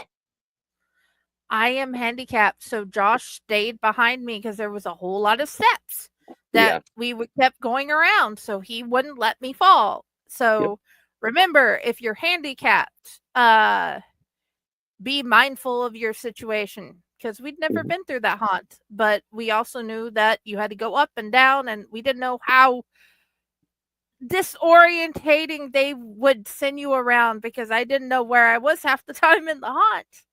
Yeah. Oh, because they were great. The haunt was amazing, but be mindful if you're handicapped, because that was awesome. But yeah, I nearly tripped and Josh caught me. Oh, another good one is if you go with a group of you and 11 of your friends, there's 12 of you, but a haunt puts you through in 2 groups of 6, there's a good reason for that. You are not going to get a good experience at all, that haunt, going through it with 12 people. It is not possible. Any haunt. I don't care what haunt you go to. Don't do it. Keep your small groups. Small groups are there for a reason, especially if you're given the opportunity. Some haunts will put you through the group of 8 to 10, a bigger group, and it kind of sucks a little bit. Unless you're on a haunted hayride, completely different story. But going through any kind of normal haunt, you miss so much because the jump scares can only reset so quickly. The props can only reset so quickly. We are not designed for you to go that many people in one group. So stay separated. Don't wait for your friend above and hold everybody up. It's our job to split you up again. And when you resist us, you're only ruining your own experience and making us work harder for nothing. Oh, yeah. Work with the haunt. And they have worked very hard to make the show they have made. Like John said earlier, keep your damn shoes on. Yeah. Okay, gentlemen, we are reaching the end. Where do you want to be found, John? Like I what don't social want to be media found. places? Okay. So, guys, if you want to see I'm him, really go to not. Hell's Dungeon. I'm not very. Yeah, I'm not very present on social media. Because You find him at the there's haunt. only one reason why I have the ability to message him, and that was because of a previous show. But he knows I'm also not going to spam him. Yet. Well, if I need to, I in am the a lizard. future, I like to stay in my hole. That's what she said. yeah. If you That's my if once you in a come month. on I'm gonna do it again, now. I will bother you again. Remember, please don't do the raccoon thing. Raz, where do you want people to find you? Well, not stuffing raccoons in my ass, that's for sure. Let's see. Yes, he is. You can find me on Facebook. Pretty much just type in Raz T Slasher or Dr. Raz T Slasher. You're going to find me on every social media outlet, in which case you will likely be talking to Jenny, unless it's on the actual Slasher app or Reddit. Those are the only ones I tend to, sometimes when I bother with getting on them, or Discord, be myself. But usually you're talking to Jenny. You won't be able to tell the difference most of the time, if at all.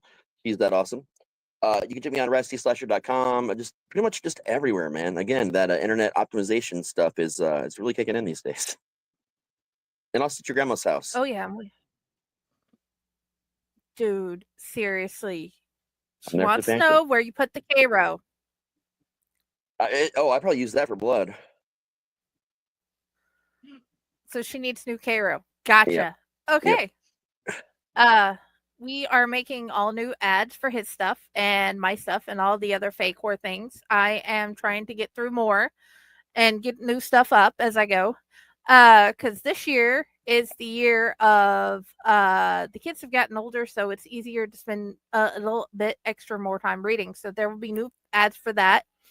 New TikToks are coming in the future, but tomorrow you're going to see something interesting from us again. Wait a second. This is the future episode, so you will already have seen what's happening tomorrow for us. So I don't know what's happening, who's going to be our next guest after this yet. Wait, because tomorrow? you guys will be. I didn't know anything Yeah, was we happening have tomorrow. another. Well, tomorrow's the actual episode of this show. You're right.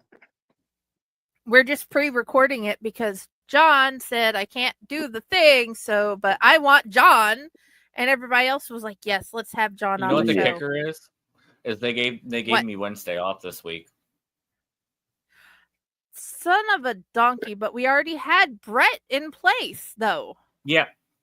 I didn't know what my schedule was going to be, so you're good. I was just laughing because I got tomorrow off. I thought it was Beth. Is it Brett and then Beth? Brett, somebody, hold on a second. And of course my cover's trying to come off. Tomorrow. Why is that app not working? It's all right. We'll find out tomorrow. Okay. We have you guys will have seen Brett Yetter from he's a haunt actor at Kings Island, The Gathering of the Juggalos, and the USS Nightmare. You have already seen him, but for us, that will be for tomorrow. Yeah. So either way, there'll be so much more.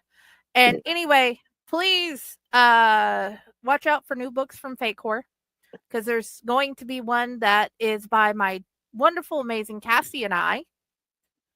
We will have a new anthology coming this fall as well. New stuff from Outlet Network.